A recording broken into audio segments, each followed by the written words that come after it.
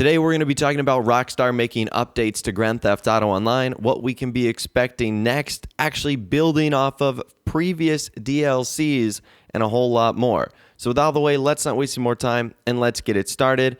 Our first questions today I'm going to be answering back to back. This first one comes from Daniel Pinto, who says, if the next DLC is the consolidation of our businesses, do you think that Rockstar will update the sourcing missions we have right now? Or update the cars we source, or will they keep it as is? So what I think Daniel Pinto is talking about, are we going to be getting new missions? Are we going to be sourcing new cars? Stuff like that. And then we get another question from QTG1, who said, do you think the latest DLC vehicles in online will be featured in import-export in the future? So getting back to your question first, Daniel, I hope so, because if not, that would be incredibly boring. I mean, imagine doing the same gun running missions that we've been doing basically for the past year. And at the same rate, you did mention the fact that everything's getting consolidated. So the fact that I think we'll be sourcing cars alongside guns, alongside, crates, means that the missions will be different, because the missions for each one of those businesses were specifically tailored to those things, like cars or guns or crates. But because this is all together, I definitely think Rockstar is going to have to do some new missions. Otherwise, it just really wouldn't make sense. So yes, I do think we will get new missions and stuff like that for the items we source. Now, as far as adding new vehicles to import-export, I've stated that Rockstar should do this for the longest time. In fact, I think that would make the import-export update so much more interesting if Rockstar just added new vehicles like the Tyrant, like the Tesseract, like the Ellie, the vehicles from the Doomsday Heist, from, Smuggler's Run, from gun running. These would all be great additions to import-export as vehicles we could source and sell. So maybe Rockstar will update that in the next DLC, especially if import-export gets updated along with it. That'd be so cool to, source and sell new vehicles, at least the DLC ones that have been added after the import-export update came out. Sufyan205 says, do you think the facility will be used in the next update as a base of operations? I certainly think there's a possibility. I almost guarantee you that Rockstar will be adding a new property, though, because that's how they can get the most money. I mean, even in an update like import-export, where they added on to an existing property with the CEO office garage, they also added vehicle warehouses. So there might be an expansion to something like the facility, like you said, to be used as a base of operations. But if they do that, I almost guarantee you Rockstar will introduce another new property that we're going to have to buy in order to participate in the update. Like the facility upgrade might be optional, but the new property that you have to buy is 100% necessary in order to participate in the new content for the DLC. That's going to be my prediction. Yes, I think the facility could be used, but in some way, shape, or form, we will be getting a new piece of property to buy for online. Melvin Robbins says, while looking at the new RDR2 trailer, there were a bunch of several weapons featured. Since the double action revolver was a part of a GTA Online treasure hunt, do you think Rockstar should do another one for a different weapon? If so, what weapon would work? I mean, honestly, any of the weapons they showed off. What would be funny is if they added like a bow and arrow. I know that they showed Arthur Morgan hunting with one of those. How crazy would that be if they added something like that in online? Maybe they could add like a crossbow or something. I'm really not too sure. But that would be a fantastic idea, Melvin. And I think Rockstar will do that. Because before the Doomsday Heist, Rockstar had only showed off that double action revolver. Now they've showed off a bunch of new weapons, including, shotguns and bow and arrows, as I just mentioned, which would be perfect for another treasure hunt.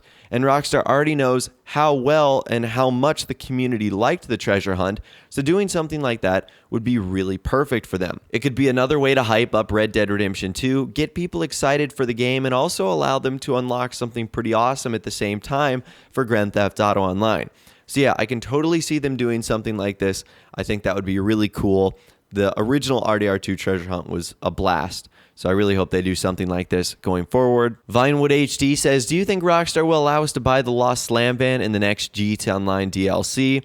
So there's actually a couple of vehicles that are rumored to come from online free mode to be available on the GTA websites.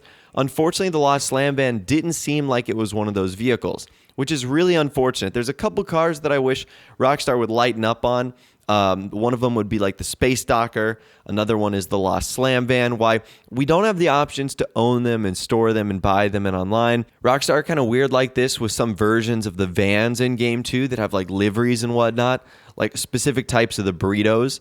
So it is a little bit unfortunate that we aren't able to own vehicles like that, because the Lost Slam Van is awesome. It's this bad to the bone muscle car, biker styled van. It's really cool. For whatever reason, Rockstar is just the fun police on some subjects, and it seems like they're the same way with the Lost Slam Van. They've had plenty of opportunities to add this vehicle into the game, but they never have, which of course is kind of disappointing. Fallout New Vegas Spartan 117 says, when Grand Theft Auto Online truly comes to an end, how do you think it ends, and what do you think happens with our characters? So that's kind of interesting. You know what I thought of? You know what happens the first time you die in Grand Theft Auto Online? Like, you kind of almost go to heaven of sorts, and you meet the head of the Epsilon program, Chris Formage. It's a really weird sequence. It only happens once. It's the first time you're killed. I wonder if Rockstar would do that for online. Like, if they ever shut down online, or if they move to GTA 6 or whatever the case is, would Rockstar activate like a special cutscene that has like all of our characters just like going to our apartments and just sitting there forever? I don't know. It's going to be really weird. I don't think Rockstar has that planned out yet, and I don't really know what to expect for that either. But I would hope they at least do something instead of leaving our characters just there hanging out sort of in purgatory, not really too sure what to do. Mateo says, why doesn't GTA add a new Buffalo S or Gauntlet like they're doing for the Dominator GTX? So I think Mateo is asking why Rockstar has shown a lot of love to the Mustang lately, but not a lot of love to some of the other muscle cars, because we have obviously the Dominator, we have the LE, which is the classic version of the Dominator, we have the GTX, which is the modern version of the Dominator, and I mean, to a degree, we have a Buffalo and a Buffalo S, but that's been in the game since day one. But I do agree with you. There's a lot of vehicles like the Buffalo, like the Gauntlet, that would be really cool for either Benny's upgrades or new additions to the game, like the Gauntlet S that they could call maybe like the Hellhound or something like that. I'm not sure what Rockstar could do, but there's a lot of ideas here for a lot of amazing vehicles. But it does seem as if the Dominator is getting a ton of love recently. And I really don't have a problem with that. I like the Dominator, but if you are like Mateo and you're wondering why the Buffalo S or the Gauntlet hasn't had an upgrade, maybe Rockstar's working on that next, and you just have to be patient and wait for those vehicles to be added into the game. Turbo says, do you think the new vehicles weren't released due to all the vehicles being accidentally released? So this happened last Friday when Rockstar accidentally released all the drip feed vehicles for like 5 minutes. And I think that no, I think the Rockstar just have a very weird pattern of doing drip feeding that I don't really agree with at all. Yes, that was one of the strangest accidents of all time, but I don't think it directly related to them not releasing any new vehicles this past Tuesday. I don't even want to get into any of the guesses of what they're going to do next, because I was so wrong last time. But I'm assuming these vehicles will be released soon. I would have to guess, and that this again is just my guess, that vehicles will come out this Tuesday. Now, a good follow-up question to that comes from Mustang28, who says, do you believe that the way Rockstar is releasing vehicles is the best way? If not, how would you do it? So I think drip feeding is fine, especially when it comes to holidays and timely events. So like Christmas cars, Halloween vehicles, Independence Day, Valentine's Day, like they have to, otherwise it wouldn't make sense.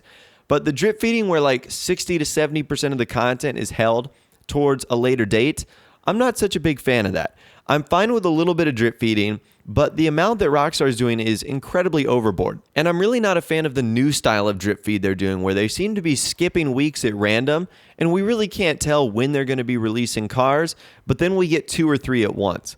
I can't say I'm the biggest fan of that, and I wish Rockstar would either go back to the 1 vehicle per week or just simply cut down on the drip feeding entirely. I feel like the community would like that so much better. All right, and the final question we're going to be answering today comes from the Wisp Gaming, who says, do you think we'll ever get the Debauche JB700 with the weapons from story mode? So I've said this before, that would be amazing.